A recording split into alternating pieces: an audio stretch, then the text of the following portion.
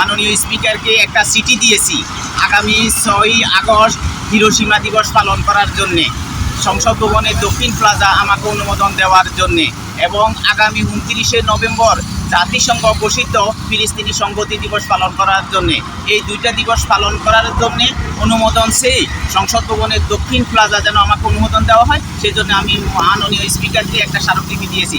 আপনারা জানেন যে আমেরিকা পারমাণবিক বোমা মেরে হিরোশিমায় 1,40,000 মানুষকে হত্যা করেছে, সেই জন্যে বিশ্বব্যাপী 6ই আগস্ট হিরোশিমা দিবস পালন করে। তাই আমরা বাংলাদেশের মানুষও এই মানবতা বিধ্বংসী পারমাণবিক বোমার বিরুদ্ধে হিরোশিমা দিবস পালন করতে চাই এবং জাতিসংঘ ঘোষিত যে 29শে নভেম্বর বিশ্বব্যাপী পালন করা হয় ফিলিস্তিনি সংহতি দিবস, আমরা সংসদ ভবনের দক্ষিণ প্লাজায় সেই ফিলিস্তিনি সংহতি দিবস পালন করতে চাই। আপনারা জানতে চেয়েছেন যে সংসদ ভবনের দক্ষিণ প্লাজা আমাকে অনুমোদন দিবে কিনা, কারণ আপনারা জানেন এর আগেও গত 4 জুলাই আমেরিকাকে সংসদ ভবনের দক্ষিণ প্লাজা তাদের স্বাধীনতা দিবস পালন করার অনুমোদন দিয়েছে।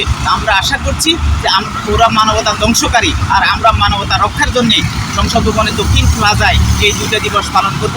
আশা করি মাননীয় স্পিকার এই দুইটি দিবস পালনের অনুমোদন দিয়ে তিনি মানবতার দৃষ্টান্ত স্থাপন করবেন। জায়গা কেনার পর কোনোদিন ভাবিনি বাড়ি দেখে যেতে পারবো।